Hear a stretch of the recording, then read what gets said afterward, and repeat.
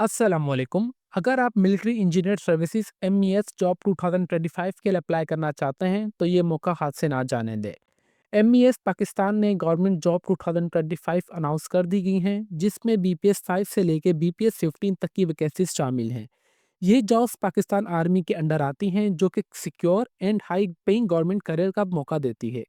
Eligibility criteria की बात की जाए तो मैट्रिक, इंटरमीडिएट, डीएई या ग्रेजुएशन पास कैंडिडेट भी अप्लाई कर सकते हैं। पाकिस्तान के किसी भी शहर, किसी भी डिस्ट्रिक्ट से लोग इसमें अप्लाई कर सकते हैं। एक्सपीरियंस और फ्रेश कैंडिडेट दोनों के लिए ही वैकेंसीज मौजूद हैं। आपने किस तरीके से एडवर्टाइजमेंट को डाउनलोड करना है, आपने अपना अकाउंट किस तरीके से क्रिएट करके अपनी एप्लीकेशन को सबमिट करना है, किस तरीके से आपने फीस चालान को पे करना है, इन तमाम सवालात के जवाबात इंशाल्लाह आपको आज की इस वीडियो में देखने को मिलेंगे। व्यूअर्स, ऑनलाइन अप्लाई के प्रोसेस से पहले मैं आप सबके साथ जिनकी ऑफिशियली 2 एडवर्टाइजमेंट है वो A to Z, top to bottom, right to left तक अच्छे तरीके से रीड करके शेयर करूंगा, ताकि जब हम अपने ऑनलाइन अप्लाई के प्रोसेस की तरफ जाएं तो हमें इतनी मुश्किलात पेश ना आए।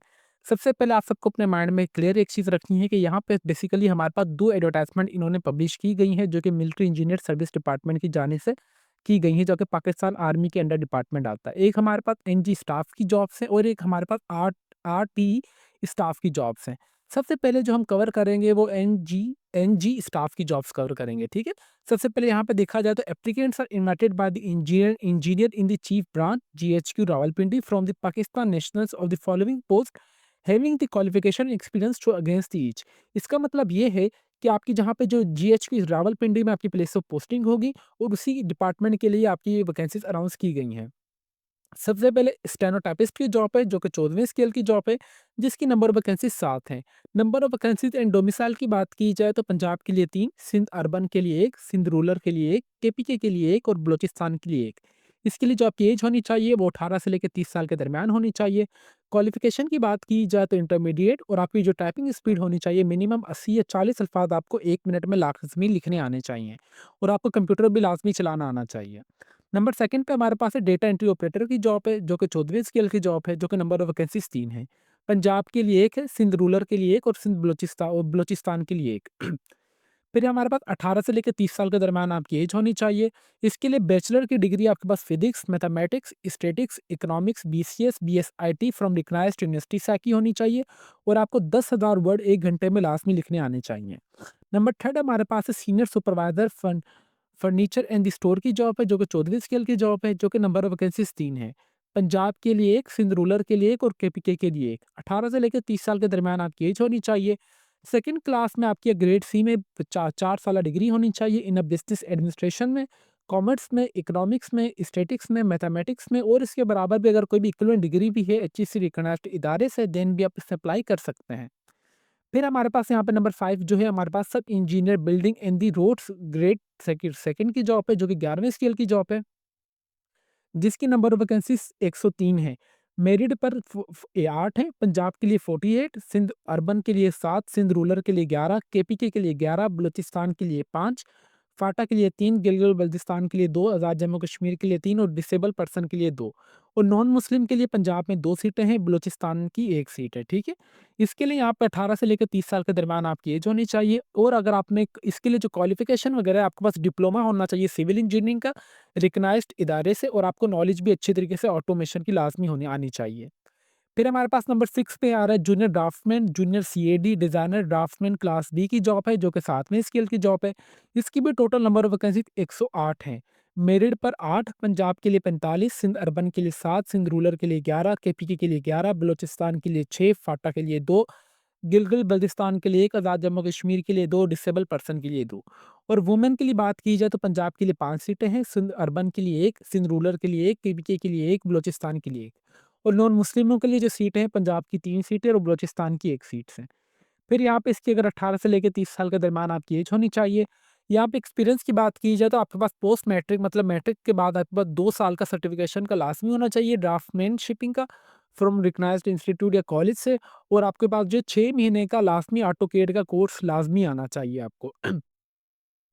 प्रेफ़रेंस उनको दी जाएगी जिनके पास 6 महीने का कोर्स होगा REVIT या civil 3D, 3D max, SketchUp, लिमियन और फ़ोटोशॉप ग्राफ़िक्स सॉफ्टवेयर, जिनके पास मतलब ये 6 महीने के कोर्सेज़ वगैरह के सर्टिफ़िकेशन होंगे, उनको प्रेफ़रेंस दी जाएगी। नंबर 7 पे हमारे पास है यहाँ पे जो कि 7वीं स्केल की जॉब है जिसकी नंबर ऑफ वैकेंसीज़ 26 है, जो कि मेरिट पर 1 सीट है। पंजाब के लिए 13, सिंध अर्बन के लिए 2, सिंध रूरल के लिए 3, केबीके के लिए 2, बलूचिस्तान के लिए 1, फाटा के लिए 1, के आज़ाद जम्मू कश्मीर के लिए 1 और नॉन मुस्लिमों के लिए यहाँ पे सिंध की 1 सीट है और केबीके के लिए भी 1 सीट है। 18 से लेकर 30 साल के दरमियान आपकी एज होनी चाहिए, जो कि मैट्रिक पास कैंडिडेट्स के लिए, और आपको एमएस ऑफिस ऑफ ऑटोमेशन आपको लास्ट में अच्छे तरीके से आनी चाहिए।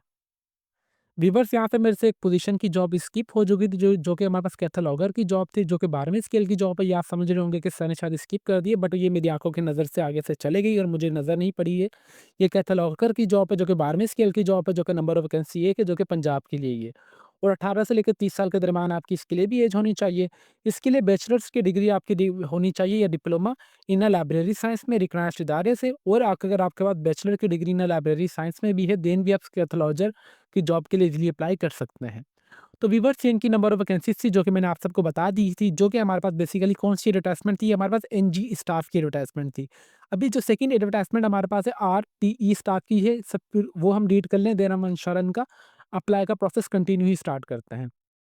यहाँ पे देखा जाए तो ये भी सेम हर चीज़ है, बट यहाँ पे सिर्फ मेल्स ओनली। इस एडवर्टाइजमेंट में सिर्फ मेल ही अप्लाई कर सकते हैं और उससे ऊपर वाली एनजी वाली में सब मेल्स और फीमेल्स दोनों ही अप्लाई कर सकती हैं। इसमें बेसिकली हमारे पास जो है नेम ऑफ पोस्ट की बात की जाए तो charge hand E N M grade 1 की जॉब है, जो कि 7वीं स्किल की जॉब है, जो कि नंबर ऑफ वैकेंसीज 10 हैं।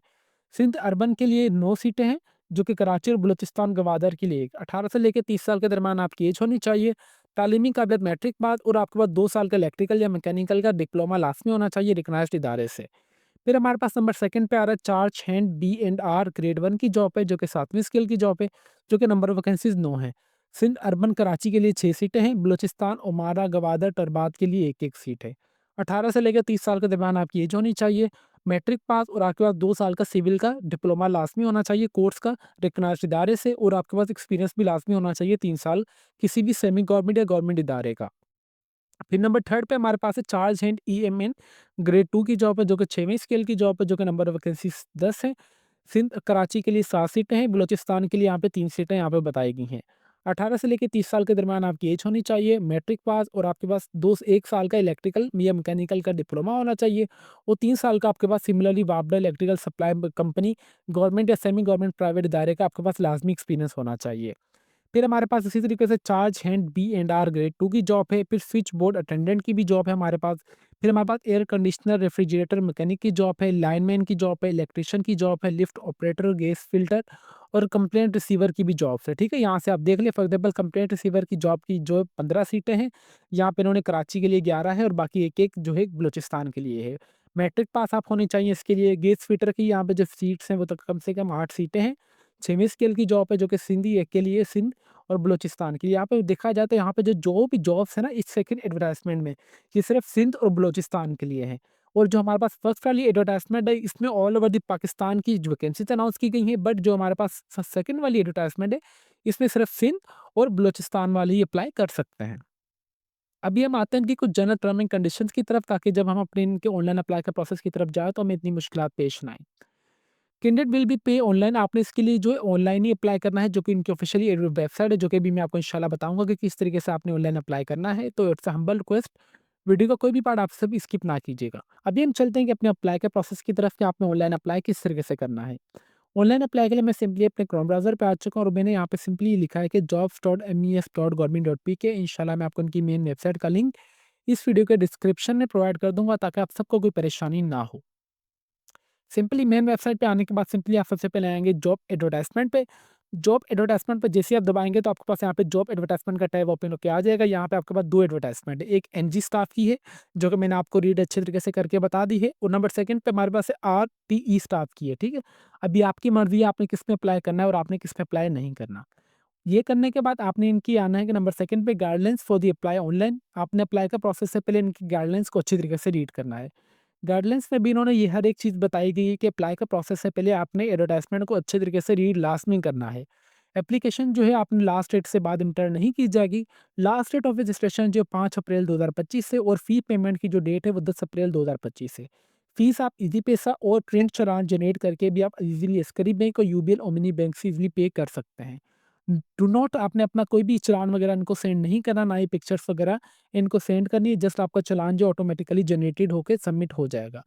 आपने जो आपकी अगर फीस ड्राफ्ट वगैरह में होगी तो वो पे नहीं की जाएगी। अगर आपकी कोई भी एप्लीकेशन की इन्फॉर्मेशन गलत वगैरह हुई, सीएनआईसी जेंडर मेल, फीमेल जो भी अगर आपने कोई भी गलत डाल दिया तो आपकी एप्लीकेशन है वो जो एनी स्टेज पे गलत हो जाएगी।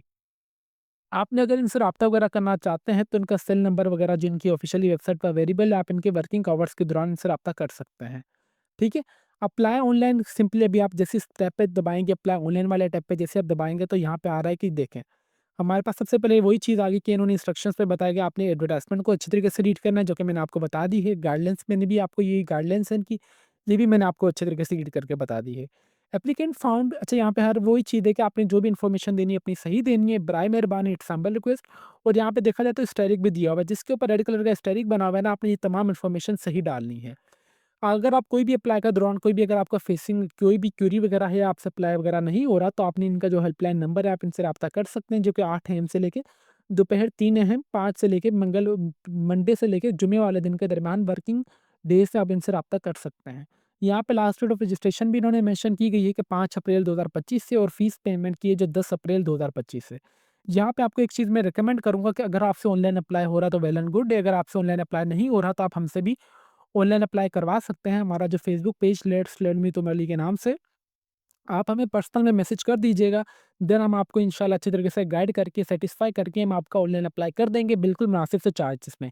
बराए मेहरबानी अगर आपसे अप्लाई नहीं हो रहा, देन आपने हमसे राब्ता करना है। अगर आपसे अप्लाई हो रहा है तो वेल एंड गुड है, और ना ही आपने अपने एप्लीकेशन फॉर्म में कोई भी गलती वगैरह करनी है। फिर मुझे कमेंट सेक्शन में बोलते हैं कि सर हमसे ये गलती हो चुकी है, हमें ये इस चीज़ का पता नहीं था। किसे नहीं आपको इस चीज़ का पता नहीं था जब मैं आपको हर एक चीज़ डिटेल में बता रहा हूँ, ठीक है? तो बराए मेहरबानी अगर आपसे अप्लाई हो रहा है तो वेल एंड गुड है, अगर आपसे अप्लाई नहीं हो रहा तो आपने कोई भी पंगे पंगे वगैरह लेने की आपको ज़रूरत नहीं है, ना ही अकाउंट वगैरह को छेड़ने की।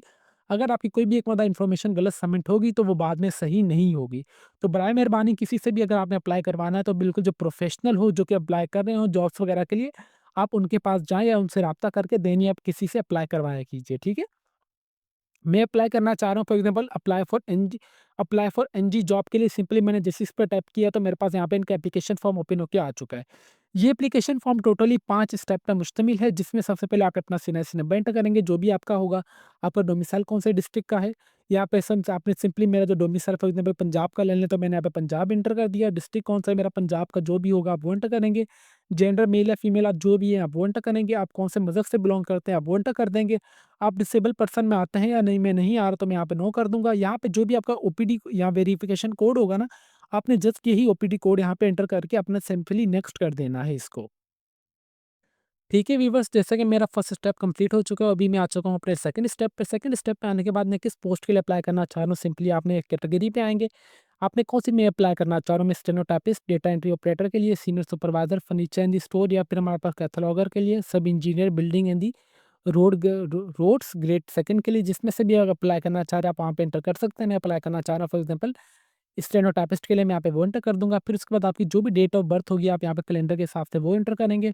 फिर आपका यहाँ पे are you a son of daughter of the widow of the deceased civil servant who died during service. आप मतलब किसी बेटा या बेटी हैं किसी के भी, आपके जो भी वालिद है वालिदा ड्यूरिंग सर्विस रिटायर्ड हो शहीद हुए हैं या नहीं, मैं सिंपली नहीं हूँ तो मैं यहाँ पे नो कर दूँगा।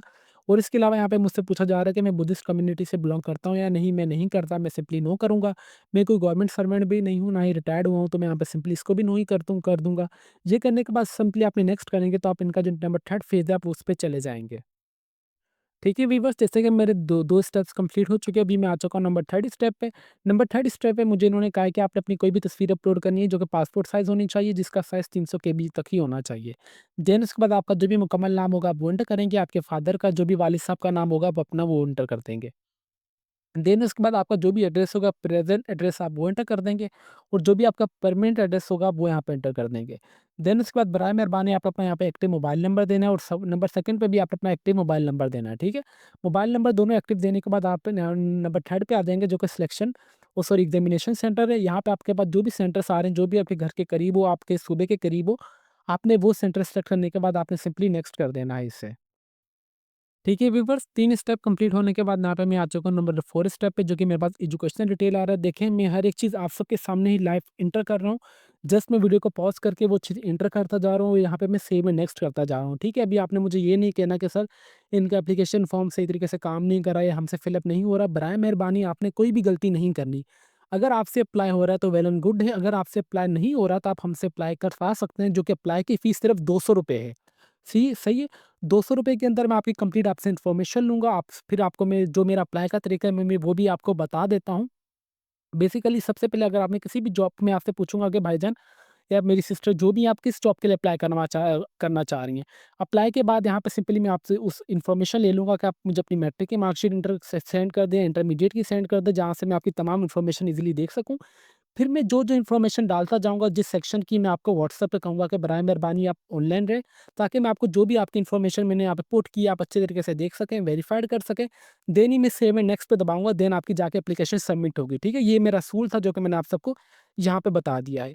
जहाँ पे रिक्वायरमेंट की बात की जाए तो स्टेनोटाइपिस्ट की जॉब के लिए इंटरमीडिएट है और आप मुझे यहाँ पे जो कंप्यूटर लाज़मी चलाना आना चाहिए और आप मेरी 80 से लेके 40 डब्ल्यूएमपी टाइपिंग स्पीड लाज़मी होनी चाहिए। यहाँ पे सबसे पहले आ रहा है कि मैट्रिक, मैट्रिक मैंने कौन से यहाँ में की है?